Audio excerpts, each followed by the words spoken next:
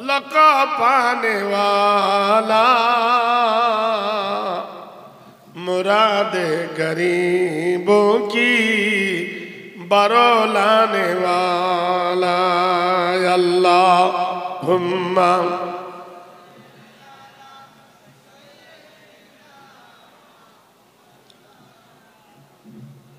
वाला आले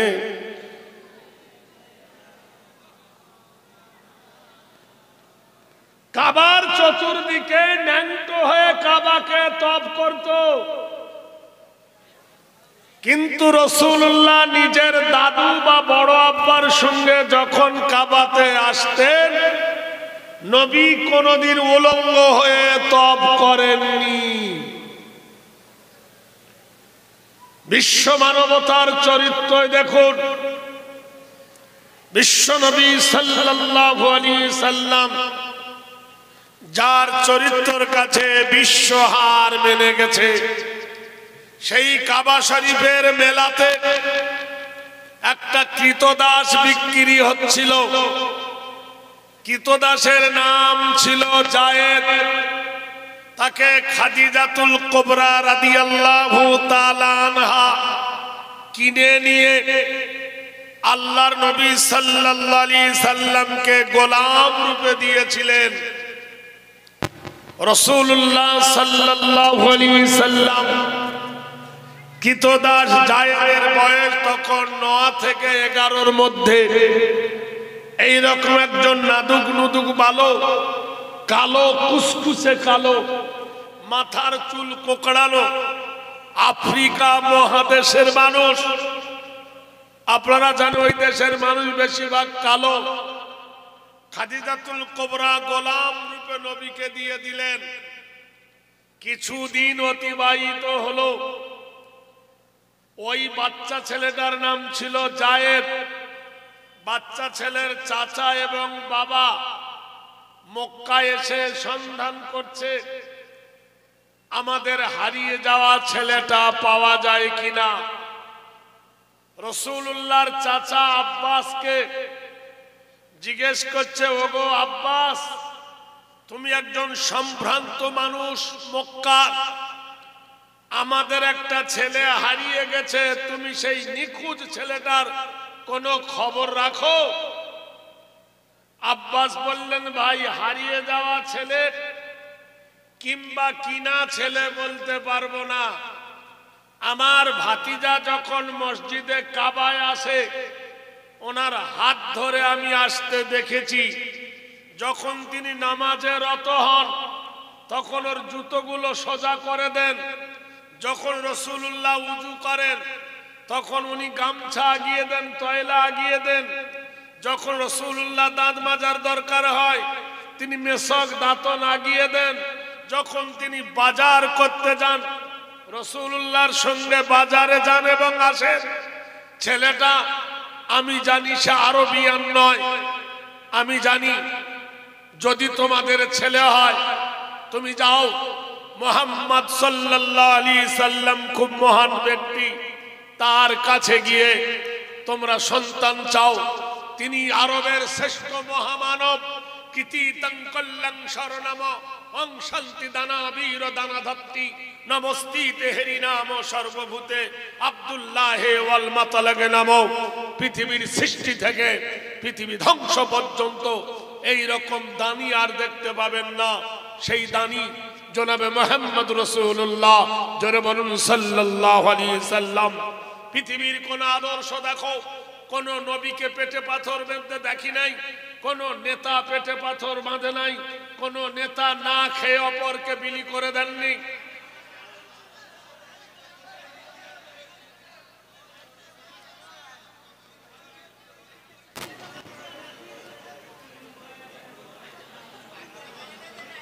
আরে ভাই, করছে তো ছটফট করছেন কেন? চেষ্টা করছে তো।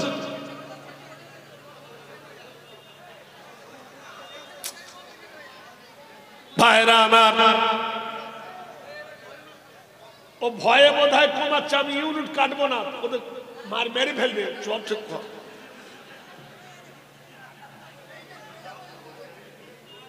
আরে সেই জুয়ানি আর আছে যে মাইকের ইউনিট কাটবো, এখন বুড়ো হয়ে গেছে।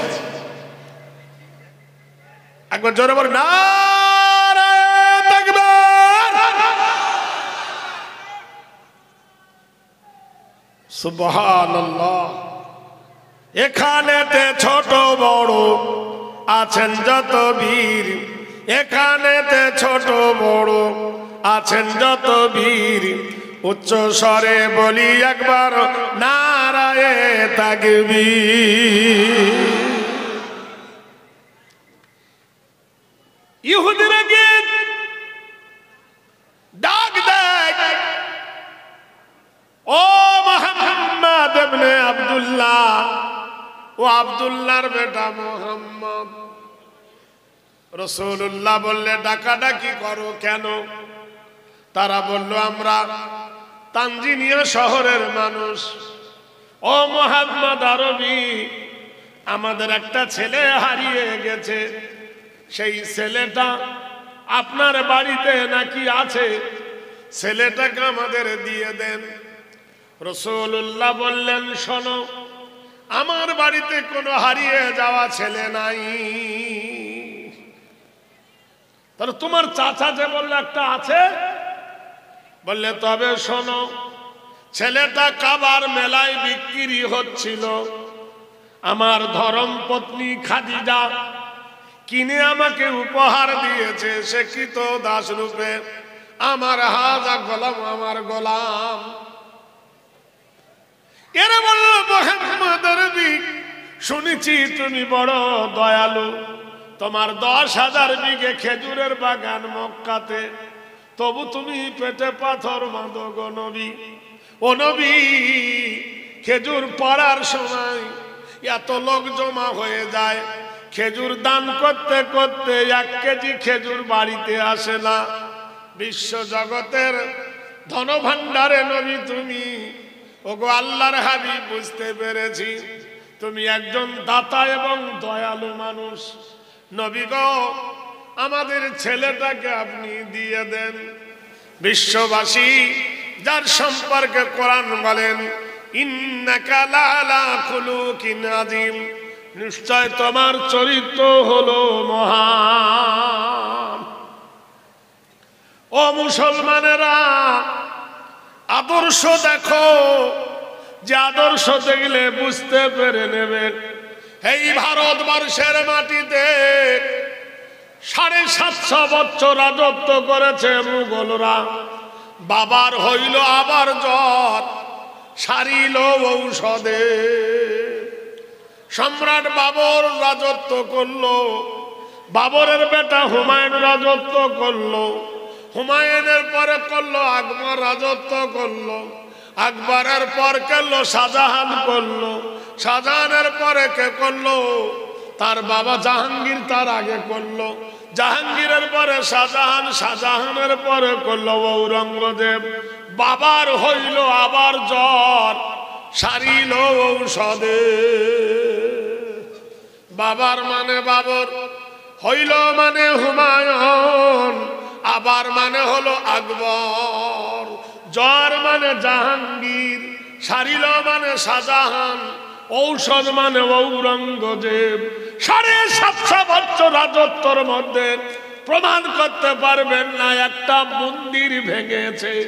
যদি মন্দির ভাঙতো তাহলে বাংলাদেশের ঢাকেশ্বরী মন্দির থাকতো না, ভারতের গয়া থাকতো না, কাশী থাকতো না, মথুরা থাকতো না, বৃন্দাবন থাকতো না, কীটেশ্বরী থাকতো না, জগন্নাথ থাকতো না, বারোদুয়ারি থাকতো না, হাজারদুয়ারি থাকতো না, মিথিলা থাকতো না, বৈরঙ্খা থাকতো না, জগন্নাথ থাকতো না, সোমনাথ থাকতো না। কত মন্দির কথা বলবো, কিন্তু কোরআন বলেছে লা ইকরাহা ফিদ্দীন, দিনের ব্যাপারে জোর নাই, জলম জুলুম নাই। এজন্য কোন মুসলমান হিন্দুদের কোন মন্দির ভাঙেনি, আর মন্দির ভেঙে মসজিদ বানায়নি। বলুন নারায়ে তাকবীর। প্রমাণ যদি নিতে চান, চরণের বাজারে মুয়ার দোকান আছে, মিষ্টির দোকান। এখন কি চলছে? জয়নগরের মুয়া। কি চলছে? খেলে হবে দয়া, জয়নগরের মুয়া।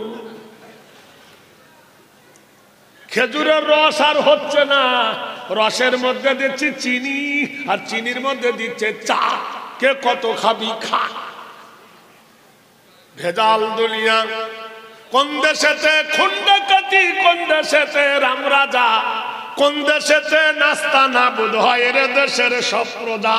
চালে ভেজাল, চিনে ভেজাল, নিনে ভেজাল, কোথায় রে সে আমাদের পুটো ভারত, আমাদেরই ভারত রে।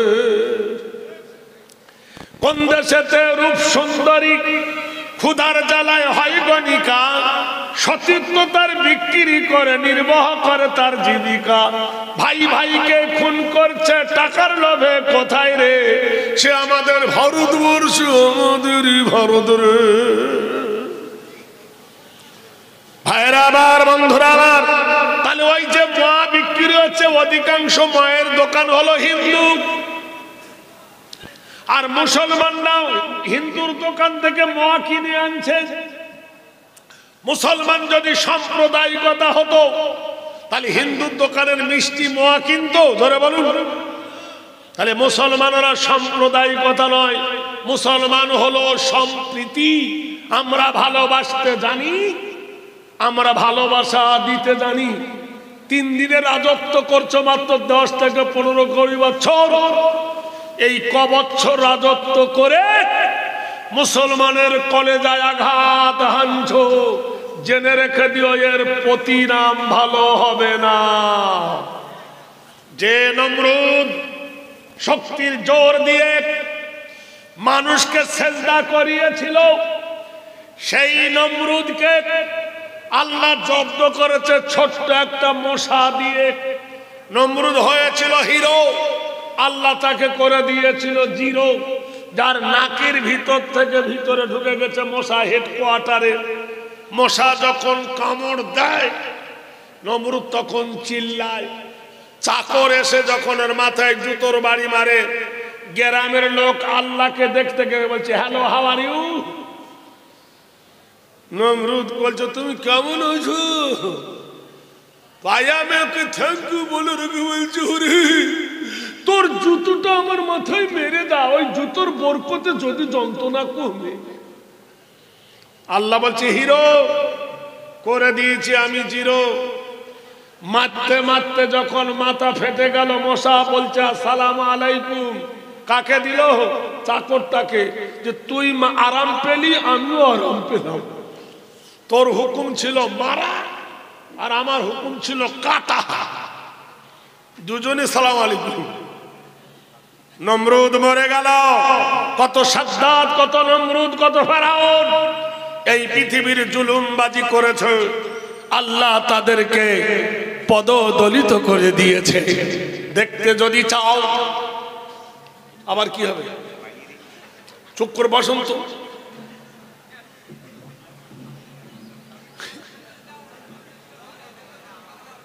দরকার নাই, ওরা বসে না, আমরা লাগাবো না। ওরা যদি বসে তাহলে লাগাবো।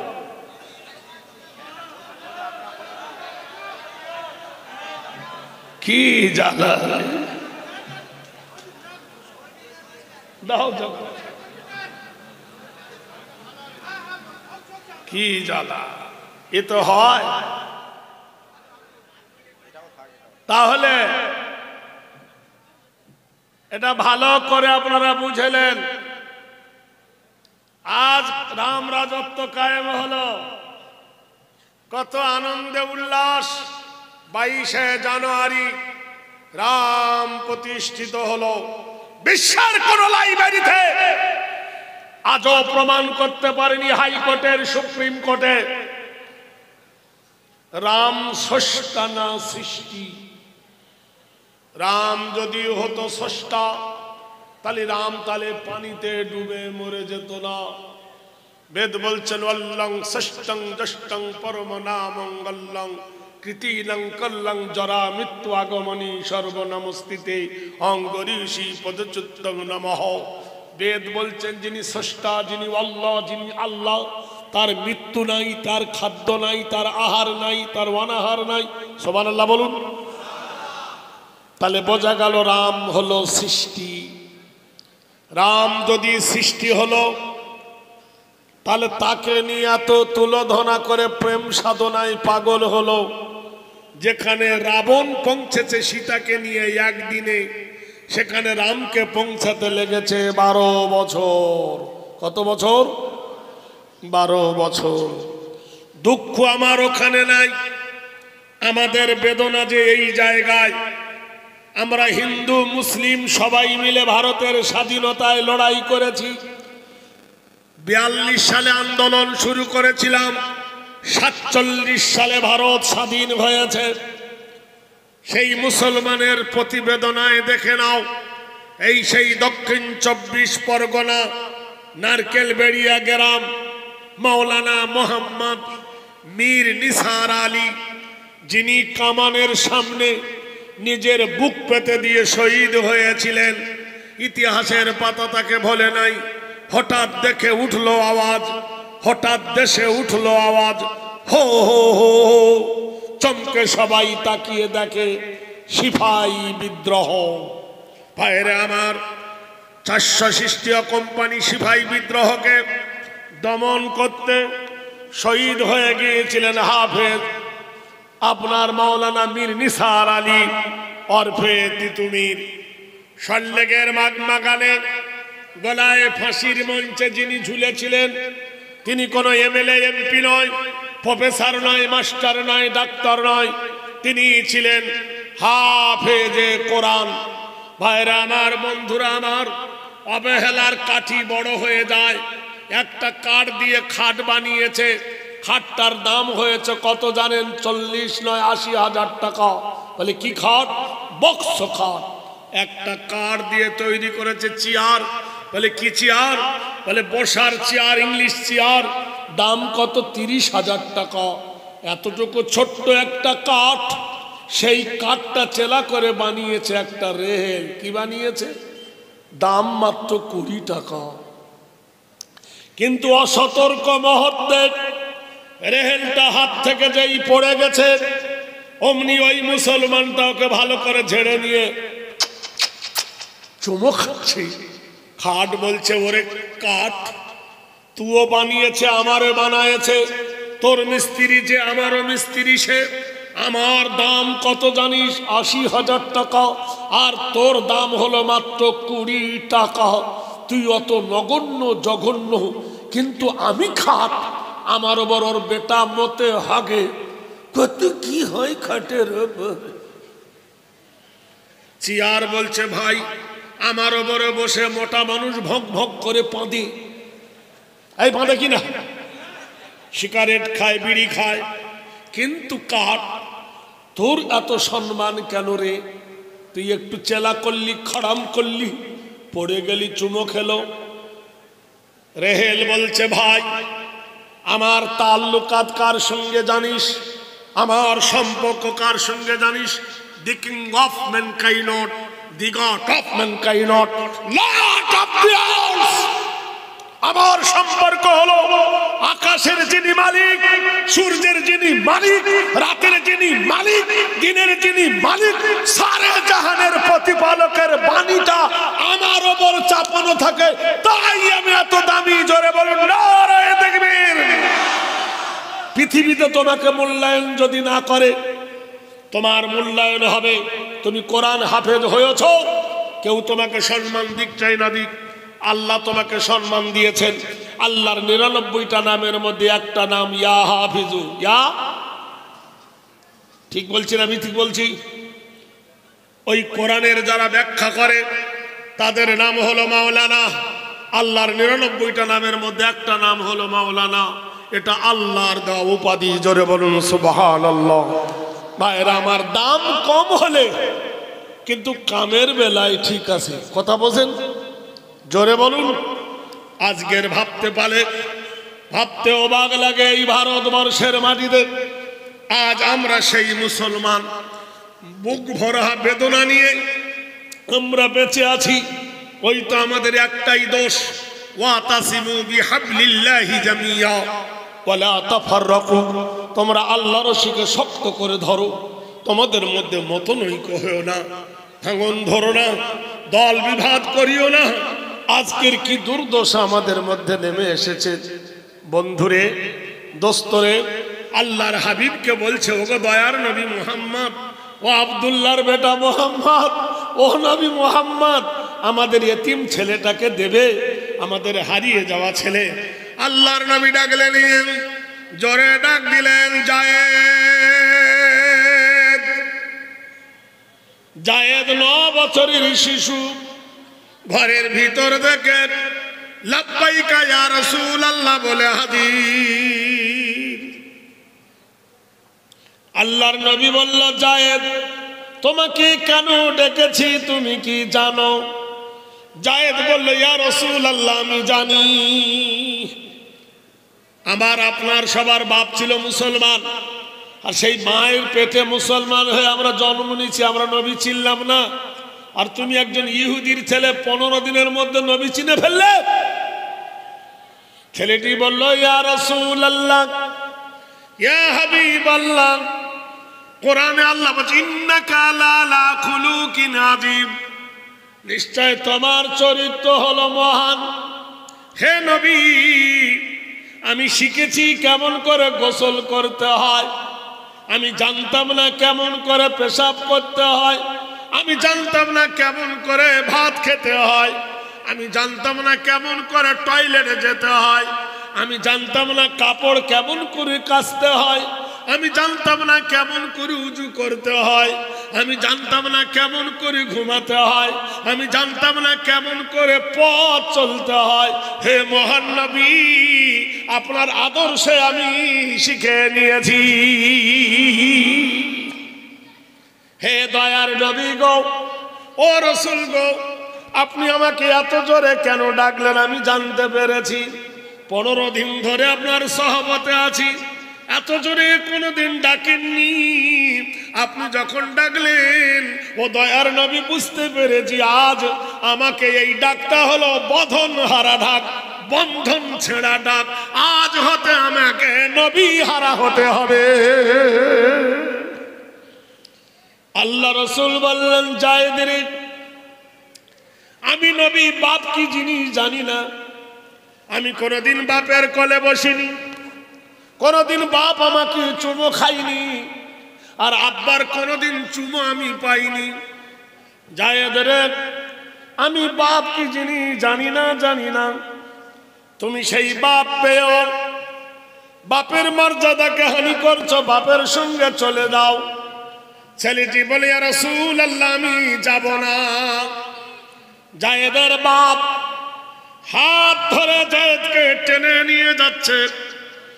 জায়েদ তার বাবা দেখছে হযরত হারেস, আল্লাহর নবী ঘরের দরজার শিকলি ধরে নবী কাঁদতেছেন, নবীর চোখ দিয়ে ঝরঝর করে পানি পড়ছে একজন কিতুদাস বাচ্চার জন্য।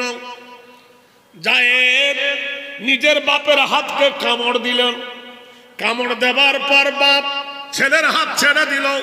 ছুটতে ছুটতে জায়েদ ছুটে এসে আল্লাহর নবীর পা জড়িয়ে ধরলেন, ইয়া রাসূলুল্লাহ, ইয়া হাবিবাল্লাহ, আমি যাব না গো আল্লাহর নবী। আপনারা বলুন, ইবাদতের দাম বেশি না মহব্বতের দাম বেশি? কথা বলে না এরা। যে ইবাদতে মহব্বত নাই, ওই ইবাদত গ্রহণযোগ্য নাই। তাহলে বোঝা গেল ইবাদত থেকে মহব্বতের দাম বেশি। আল্লাহর নবী তাজদারে মদিনার মহব্বত দেখে হযরতে হারেসা নবীর কাছে বললেন, নবী কি এমন মহব্বত দিয়েছেন নবী? বারবার মুখ মুজবতের দ্বারা হয় না। আমি তো মিনমিন করে কথা বলি না, আমি যতটুকু বলবো একবার 48 নম্বর গিয়ারে বলবো। তা বলতে গেলে তো মুখে থুতু বার হবে, কথা বোঝেন কি না? থুতুটা তো মুছতে হবে কি ভাই? হচ্ছে না? দেখেন দিন কি যা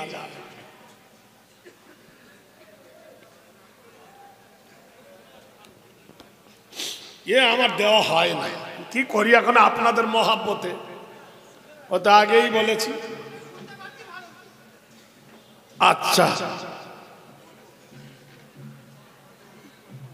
জোরে বলুন নারে তাকবীর।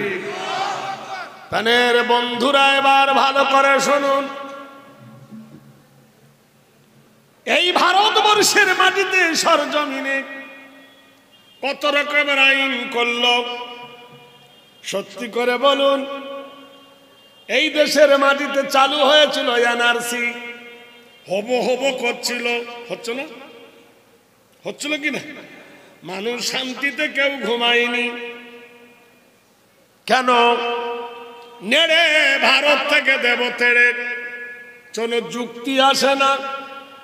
আচ্ছা সত্যি করে বলুন, ভারতবর্ষের প্রধানমন্ত্রী ছিল ইন্দিরা গান্ধী, ছিল না?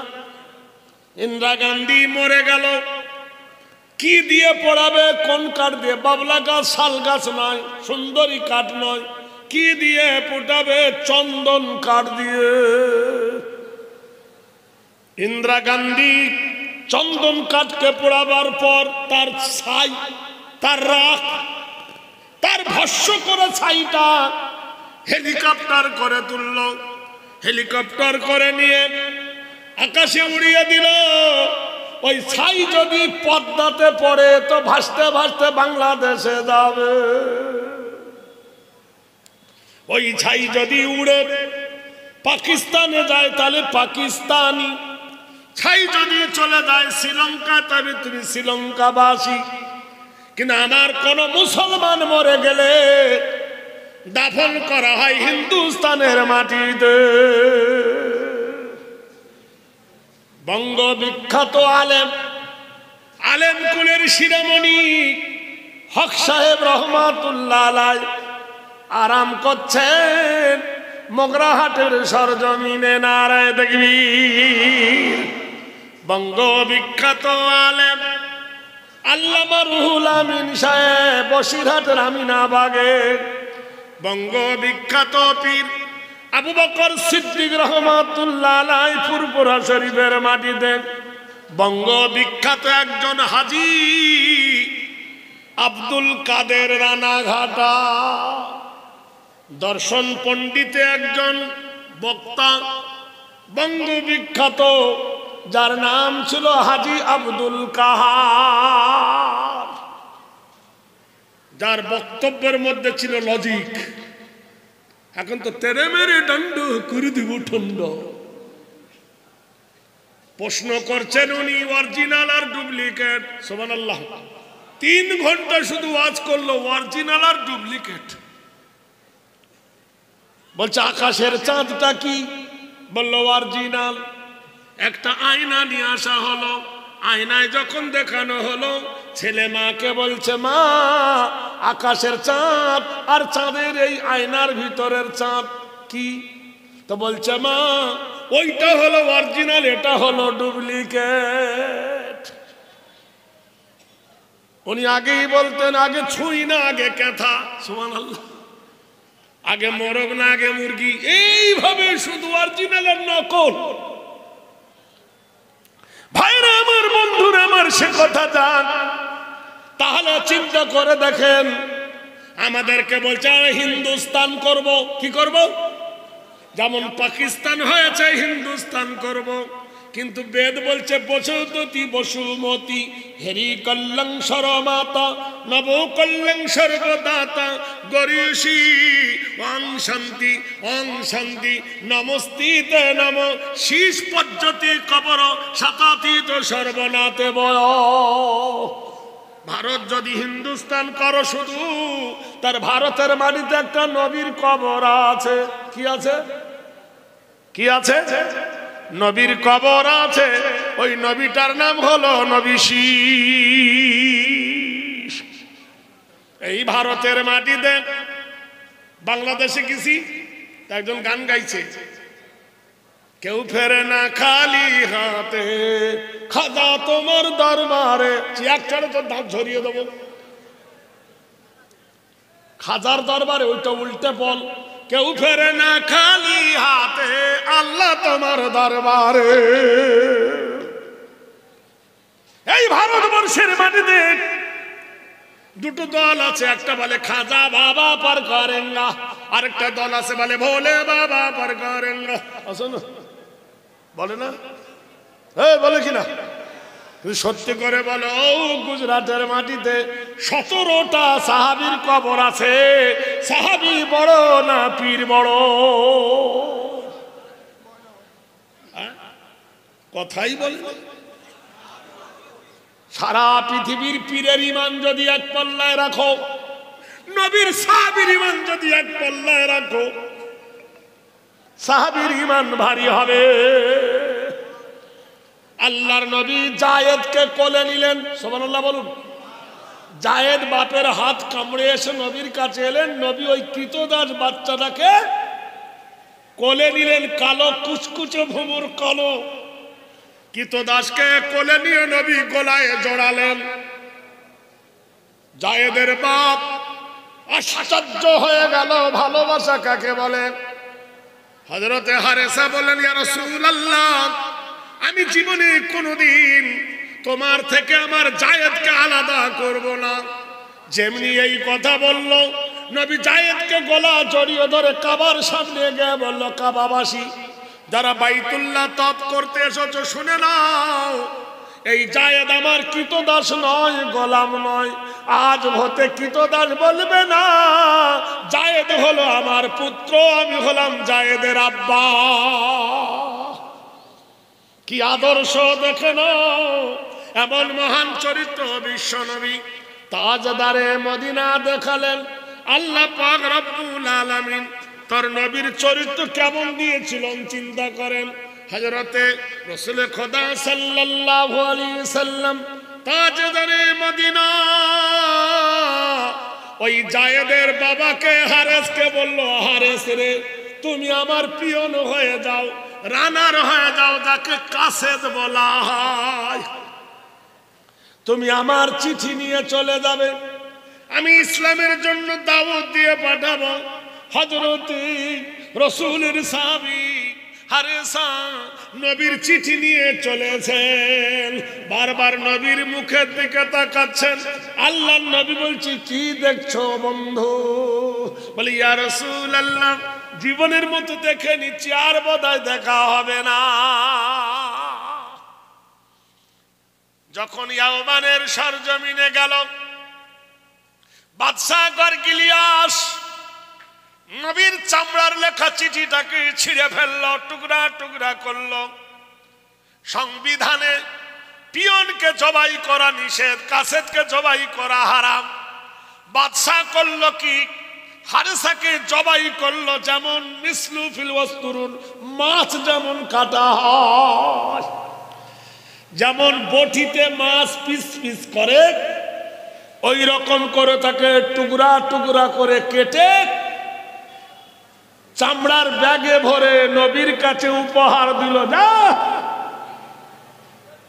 উটের পিঠে তুলে দেওয়া হলো।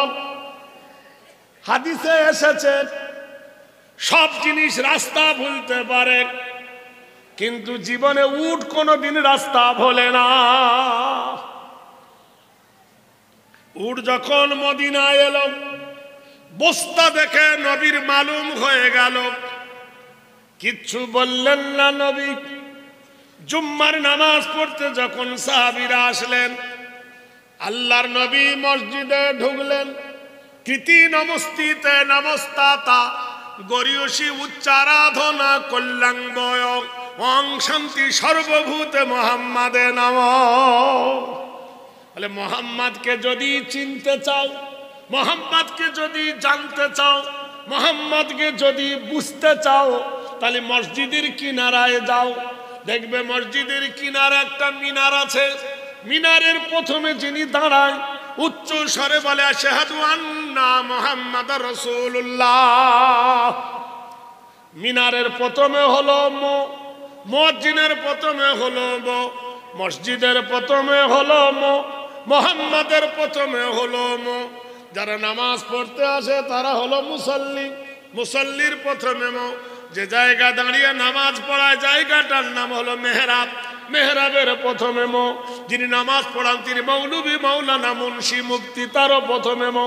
যেখানে দাঁড়িয়ে লেকচার দেয়, যে জায়গাটার নাম হলো মেম্বার, মেম্বারের প্রথমে মোহাম্মদের প্রথমে চরিতার্থ আদর্শ নাম হেরি নাম নারায় তাকবীর। আমাদের দেশে একটা ব্যারাম এনেছিল, নাম ছিল কি? করুণা। বুঝলেন?